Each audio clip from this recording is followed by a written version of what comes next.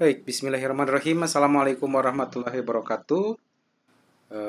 Terutama khususnya untuk kelas C yang mengambil mata kuliah analisis fisikokimia yang diampu oleh saya.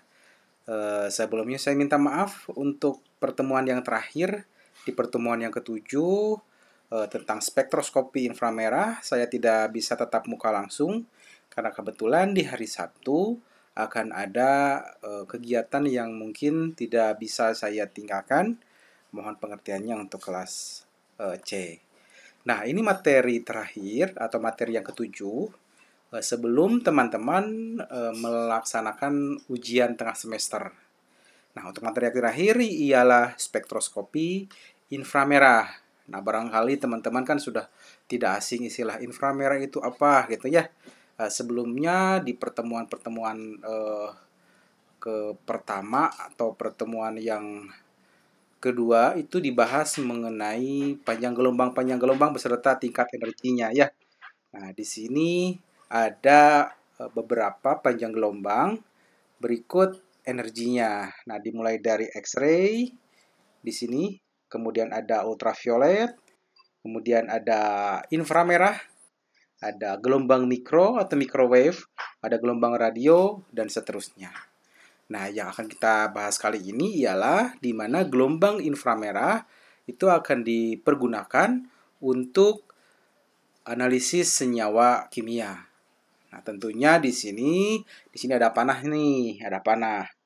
Nah, makin ke kiri di mana panjang gelombang makin kecil, maka otomatis energinya akan semakin besar karena berbanding terbalik. Kecuali kalau dengan frekuensi di mana energinya lebih kecil, maka frekuensinya semakin kecil juga. Dan kemudian di sini kita mulai dari definisi di mana inframerah itu sendiri merupakan gelombang radiasi elektromagnetik dari suatu panjang gelombang yang lebih panjang dari cahaya tampak. Jadi setelah tampak itu namanya panjang gelombang visible. Jadi setelah gelombang ultraviolet ada gelombang visible, kemudian lebih besarnya lagi adalah gelombang elektromagnetik inframerah. Tetapi di sini lebih pendek dari radiasi gelombang mikro atau microwave. Jadi gelombang mikro atau microwave itu punya gelombangnya lebih besar lagi dibanding infrared. Kemudian ada istilah lain di mana spektroskopi infrared itu apa? Itu merupakan studi mengenai antara energi cahaya dan materi, di mana energi yang dipancarkan berasal dari sinar inframerah. Nah, kalau spektrofotometer, kalau akhirannya ER, meter itu berarti instrumen atau alat yang digunakan untuk mengukur penyerapan radiasi inframerah pada berbagai panjang gelombang. Nah, kemudian, untuk instrumennya. Nah, bedanya apa sih, Pak? Misalkan gelombang elektromagnetik atau spektroskopi ultraviolet, visible, AAS, kemudian ada fluorimetri, kemudian sekarang inframerah, bedanya apa? Nah, kalau UV kemarin bentuk sampelnya cairan. Visible juga bentuk sampelnya dalam bentuk cairan atau larutan. Kemudian kalau AS, nah sampelnya asalnya cairan dibentuk menjadi kabut, kemudian dimasuk ke atomizer, teratomisasi di flame gitu ya, dinyala api. Kemudian begitupun spektrofluorometri juga dalam bentuk cairan sampelnya. Nah, kalau inframerah atau infrared itu di mana sih sampel yang di sini? Bentar saya perbesar. Nah, di mana sampel yang di sini itu dalam bentuk padatan. Nah, jadi teman-teman bisa membedakan lagi. Kalau UV, visible, spektrofluorometri, sampelnya dalam bentuk larutan. AS, sampelnya dalam bentuk gas atau dalam bentuk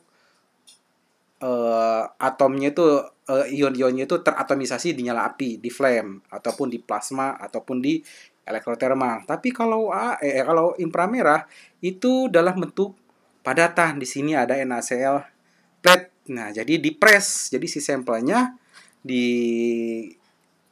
dispersikan dalam pendispersi padat. Biasanya bisa menggunakan garam KBr atau menggunakan garam NaCl. Dipres menjadi suatu lempengan padatan yang tipis. Nah, begitupun di sini ada sumber radiasi atau sumber lampu. kemudian mengenai sampel, di mana sampel dalam bentuk pelet atau dalam bentuk lempeng padat, kemudian terjadilah interaksi. Nah, terjadi interaksi di sini, terjadi interaksi, kemudian terjadilah absorpsi energi. Nah, kemudian setelah terabsorpsi energi, kemudian ada energi yang diteruskan, di mana energi yang ditransmisikan atau diteruskan itu akan diterima oleh detektor. Nah, si detektor nanti akan melanjutkan ke recorder sehingga terbentuklah spektrum inframerah. Nah, di sini ada perbedaan antara ultraviolet dengan inframerah, di mana dari bentuk spektrumnya kebanyakan umumnya inframerah itu dalam bentuk lembah ke bawah ke bawah seperti ini. Tapi kalau UV itu spektrumnya melengkung ke atas, itu kan ya, seperti spektrum lambda maksimum. Jadi ada perbedaan. Jadi teman-teman silakan perbedaan dari mulai instrumennya. Bedanya apa? Di sampelnya itu kan ya beda. Kalau UV itu visible dalam bentuk larutan, tapi kalau FTIR dalam bentuk padatan. Nah, sampelnya dalam bentuk padat, dipres, didispersikan atau dicampur dengan pengisi atau penambah massa, biasanya menggunakan garam. Yang sering digunakan adalah garam KBr. Nah, dasar pengukuran. Nah, tadi kan ya, di mana panjang gelombang makin kecil, maka energi semakin besar. Tadi, panjang gelombangnya urutannya ada ultraviolet, ada visible, ada inframerah. Maka inframerah memiliki panjang gelombang yang besar. Nah, maka dari itu panjang gelombang inframerah itu memiliki energi yang kecil. Karena memiliki energi yang kecil, maka tidak cukup untuk mengeksitasikan elektron, tapi hanya bisa menggetarkan saja. Makanya di sini membuat molekul bervibrasi. Sebentar. Membuat molekul bervibrasi, yaitu bergetar. Nah, tingkatan vibrasinya beda-beda tergantung struktur kimia yang dikenai oleh gelombang inframerah tersebut. Nah, vibrasinya ada beberapa jenis di sini. Nah, beberapa vibrasi atau getaran itu ada beberapa jenis. Yang pertama, vibrasi regangan, meregang. Stretching vibration. Nah, vibrasi dalam bentuk regangan itu terbagi lagi menjadi dua. Yang pertama, ada vibrasi regangan simetris. Ada juga vibrasi regangan yang tidak simetris atau asimetris di sini. Nah, seperti apa peregangan yang simetris dan asimetris? Nah, kalau simetris di mana si atom ini itu meregang satu arah. Ini ke sebelah sana, yang ini juga ke sebelah sana. Tapi kalau asimetris di mana tidak searah, yang satu meregangnya itu keluar, yang satu meregangnya ke dalam. Jadi bervibrasinya ada yang keluar, ada yang ke dalam. Jadi vibrasi atau getaran pada suatu molekul atau pada suatu gugus itu tidak bergetar hanya satu bentuk getaran, tapi getarannya macam-macam. Satu, yang pertama ada vibrasi regangan. Regangan itu ada naik turun atau satu arah, ke atas ke bawah dua-duanya. Di sini ada animasinya nih. Nah, ada vibrasi regangan. Di sini ada yang simetris, ada juga yang asimetris. Nah, dimana kalau yang simetris itu getarannya naik turunnya searah, keluar dua-duanya. Tapi kalau yang asimetris, ada yang keluar, ada yang ke dalam, ada yang keluar, ada yang ke dalam. Nah, itu bentuk vibrasi regangan. Dan yang kedua, ada vibrasi tekuk. Nah, untuk vibrasi tekuk, jadi suatu gugus di mana ikatan antar atom satu dengan yang lain itu bergetar memiliki bentuk getaran yaitu bentuk tekuk, di mana jenisnya itu ada bermacam-macam. Ada yang vibrasi goyangan. Goyangan itu di mana arahnya sama. Nah, bergetar, bergoyang ke arah yang sama. Ada juga vibrasi guntingan seperti gunting atau skisoring di sini, guntingan. Seperti arah gunting. Kemudian ada vibrasi kibasan. Kibasan itu seperti kipas, kita mengipaskan kipas, yaitu vibrasi kibasan. Ada juga vibrasi pelintiran, melintir gitu. Arahnya berbeda arah satu sama lain. Nah, kalau dicontohkan seperti ini. Ini vibrasi tekuk itu yang pertama ada vibrasi yang yang rocking di sini, yang goyangan, yang rocking. Nah, goyangannya searah. Kemudian ada yang skisoring kayak gunting di sini, vibrasinya. Kemudian ada juga yang twisting. Ada juga yang wagging, yang kibasan.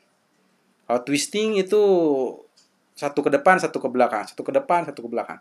Nah, itu adalah jenis atau bentuk vibrasinya. Bentuk getaran antar senyawa, ikatan suatu senyawa.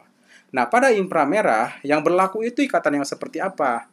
Jadi yang mengalami suatu vibrasi pada inframerah itu hanya ikatan-ikatan kovalen saja. Kalau ikatan ion itu tidak. Ikatan ion, ikatan logam tidak. Tidak mengalami getaran atau vibrasi. Tapi kalau ikatannya ikatan kovalen itu mengalami getaran. Tadi getarannya ada yang regangan, ada juga yang getarannya atau vibrasinya vibrasi tekuk. Nah, di sini ada beberapa jenis vibrasi ini. Jadi kalau suatu materi atau suatu molekul yang memiliki suatu gugus, misalkan di sini, nah di sini ada beberapa jenis. Di sini ada frekuensinya, dari atas ke bawah. Di sini ada bentuk vibrasi. Kalau misalkan dalam suatu senyawa ada ikatan C dan C, maka itu akan keluar pada bilangan gelombang berapa. Nanti mungkin akan saya jelaskan di depan. Nah, di sini contoh vibrasi. Vibrasi itu ada beberapa contoh. Jadi kalau misalkan ikatannya ikatan yang linier, nah kalau ikatannya yang linier, di mana jenis vibrasi yang terjadi, yang linier itu contohnya seperti ikatan CO2, gitu. Contohnya itu linier. Di sini ada CO2, contohnya CO2, itu yang linier, yang ini. Nah, kalau yang non linier contohnya H2O di sini. Kalau yang linier, di mana ikatan yang terbentuk itu rumusnya 3N-5. Jadi kalau N itu adalah jumlah atom. Kalau atomnya ada 3, maka 3 dikali 3 dikurangi 5. Berarti 3 dikali 3, 9, dikurangi 5, berarti 4. Nah, bentuk vibrasinya ada 4 jenis. Nah, kalau yang non-linier, contoh misalkan di sini ada H2O. Nah, H2O itu ada N-nya, atomnya itu ada berapa? Ada 3. H2 dari H, 1 dari O. Maka rumusnya adalah 3N-6. Nah, kalau misalkan dikalkulasikan, berapa bentuk vibrasinya? Maka di sini kalau 3N-6, maka 3 dikali 3, 9, dikurangi 6 sama dengan 3 jenis vibrasi. Nah, contohnya seperti ini. Di sini vibrasi untuk molekul air. Ada yang simetris, ada yang asimetris, ada yang bengkokan. Atau yang tekuk. Nah, energi yang asimetris itu memiliki energi yang lebih tinggi. Yang lebih tinggi dibandingkan energi yang simetris. Tapi kalau energi bengkokan, itu lebih kecil lagi energinya. Jadi energi yang sedikit pun sudah bisa membengkokkan suatu gugus kimia. Nah, di sini bentuk vibrasi juga atau energi vibrasi dipengaruhi oleh massa. Massa apa? Massa antara dua atom yang saling berikatan. Jadi kalau teman-teman menganalogikan, kalau misalkan ada suatu pegas, misalkan di sini ada dua bandul yang memiliki massa yang berbeda. Makin berat massanya, maka bentuk vibrasinya, getarannya itu juga akan berbeda. Nah, itu kalau misalkan dianalogikan suatu ikatan dengan suatu pegas, di mana di masing-masing ujungnya diikatkan oleh bandul yang satu, bandul yang kedua dengan massa yang berbeda.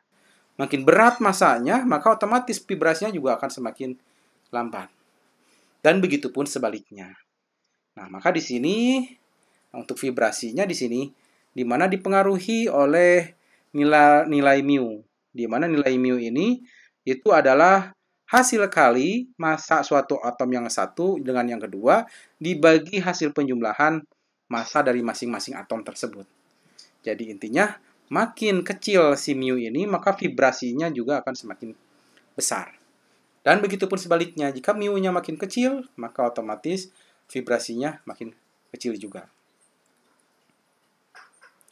Dan seterusnya di sini ada istilah FTIR. Jadi dalam analisis itu mungkin nanti keluar di soal apa bedanya IR dengan FTIR. Nah, di sini untuk FTIR di mana di situ ada sumber radiasi. Nah, sumber radiasi apa? Radiasi inframerah. Tapi kalau sudah dikombinasi atau dibentuk menjadi suatu alat instrumen, nah bedanya ada interferometer. Kalau ada interferometer, ada detektor, maka itu sudah menghasilkan suatu instrumen, alat yang digunakan untuk analisis. Nah, di sini kelebihannya apa? Nah, nanti sama teman-teman dibaca kelebihannya. apa kelebihan IR, kemudian kecepatannya kurang dari 1 detik, kemudian reproducible di sini, resolusinya, kemudian harganya lebih murah untuk analisis, karena inframerah itu biasa diaplikasikan untuk analisis gugus fungsi tadi. Kalau misalkan dalam spektrumnya keluar pada bilangan gelombang keberapa, nanti saya akan kasih contoh, itu menandakan ada ikatan apa gitu. Itu biasanya diaplikasikan pada saat ini itu lebih populer untuk FTIR untuk tujuan analisis kualitatif. Tapi memang juga bisa digunakan sebagai analisis kuantitatif, misalkan digunakan pada chemometry misalkan. Tapi sampai saat ini lebih sering digunakan untuk analisis kualitatif dibandingkan kuantitatif. Jadi, kalau misalkan teman-teman ada yang bertanya, kemudian menanyakan, kalau IR untuk apa biasanya digunakan? Biasanya digunakan untuk analisis kualitatif lebih banyak. Karena FTIR dipergunakan untuk memprediksi dalam suatu senyawa tersebut ada gugus apa saja. Apakah ada gugus CO, CH, atau CN, atau dan lain sebagainya. Nah, di sini ada komponen spektroskopi inframerah atau spektrofotometer dari mulai sumber radiasi. Nanti silahkan dibaca ya, barangkali ada di soal. Jenis sumber radiasi pada FTIR itu apa? Kemudian ada detektor. Nah, detektor juga boleh silahkan dibaca, barangkali nanti jenis-jenis detektor pada spektrofotometer inframerah itu apa? Nah, untuk spektrumnya. Nah, kalau UV kan kemarin spektrumnya kayak gini, karena hubungan antara absorban dan panjang gelombang gitu kan ya. Nah, terbentuklah spektrum seperti ini.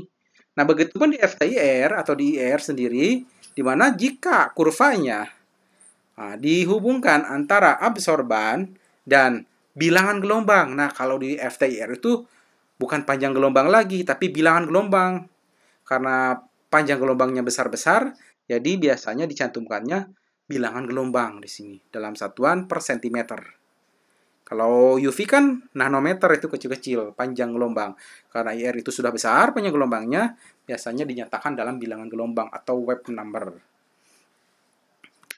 Nah, biasanya kalau untuk identifikasi atau analisis dengan menggunakan spektroskopi inframerah, biasanya spektrumnya seperti ini yang sering kita temui.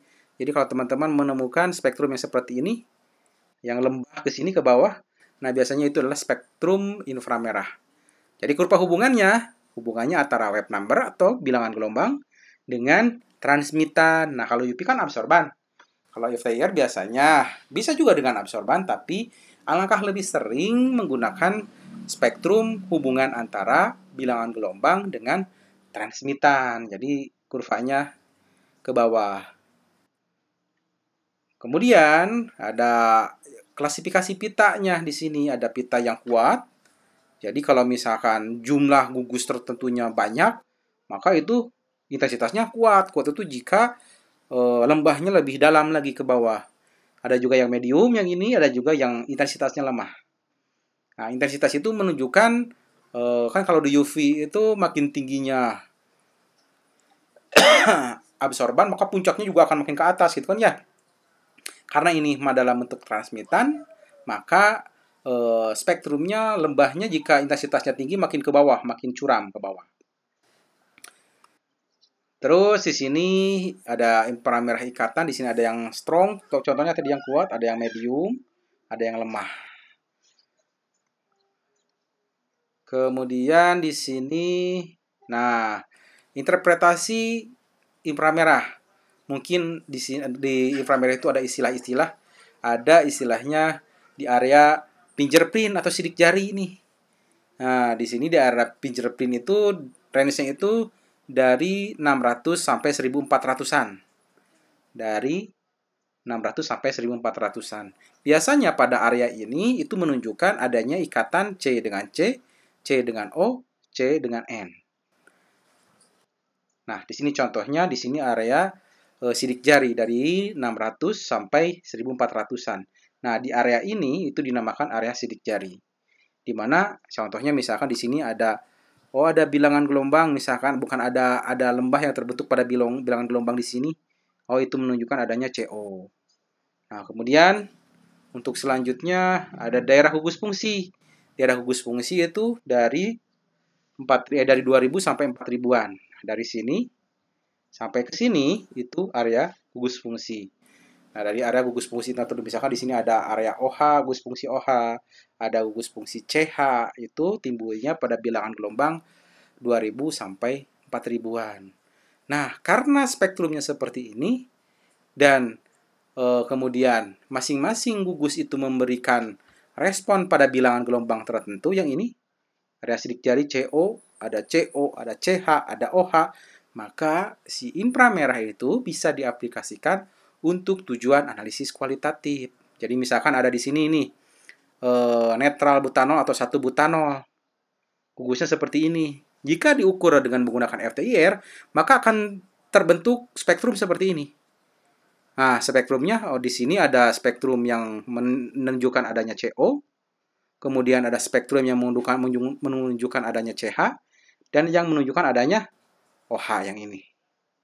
Nah, maka kita bisa memprediksi, dalam sampel tersebut ada gugus O-nya, ada gugus CH-nya, ada gugus CO-nya.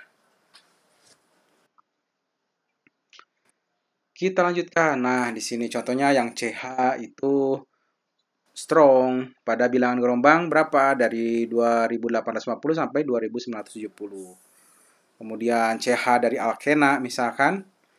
Nah, tadi kan ikatan rangkap ya. Alkena di sini CH-nya itu keluarnya pada bilangan gelombang 3010 sampai 3095. Kemudian di sini ada O, ada NH, amin. Tuh di sini masing-masing bilang gelombangnya ada. Ada C rangkap 2, C rangkap 3, di sini CN, CO, NO2. Di sini ada masing-masing, di sebelah sini ada masing-masing bilangan gelombang. Keluarnya di sebelah mana? Ya, maka dari itu saya himbau lagi ke teman-teman sekalian bahwa si IR ini atau spektroskopi inframerah itu sering diaplikasikan untuk tujuan analisis kualitatif, untuk identifikasi gugus fungsi, untuk memprediksi struktur kimia dalam suatu sampel itu seperti apa. Nah, ini sama. Nah, contohnya misalkan di sini ada alkana. Alkana berarti contohnya misalkan di sini N-heksana. Ada N-heksana. Nah, kalau diukur dengan menggunakan inframerah, ia akan memberikan respon pada bilangan gelombang di sini dan bilangan gelombang di sini. Nah, itu menunjukkan bahwa suatu gugus itu bisa diidentifikasi dengan menggunakan FTIR. Kemudian di sini ada alkena. Alkena berarti ada ikatan rangkap 2 ya. Nah, ikatan rangkap 2 yang ini nih, peaknya di sini. Ikatan rangkap 2. Ada CH juga. Di sini ada CH-nya kan pasti dalam gugus ini. Ada juga CH alkana. Nah, kemudian ada alkuna. Kalau alkuna ikatan rangkap 3.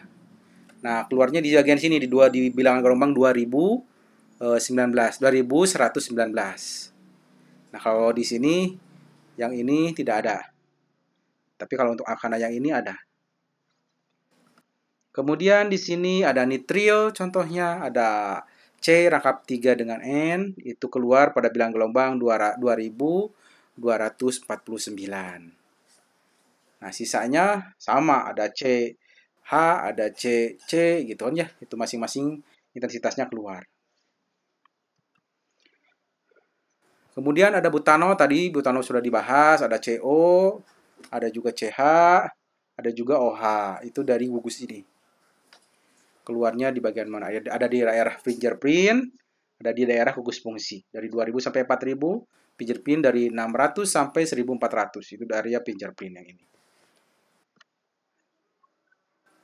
Nah, ada juga aldehid dan keton. Nah, di sini ada aldehid, ada keton. Nah, di sini untuk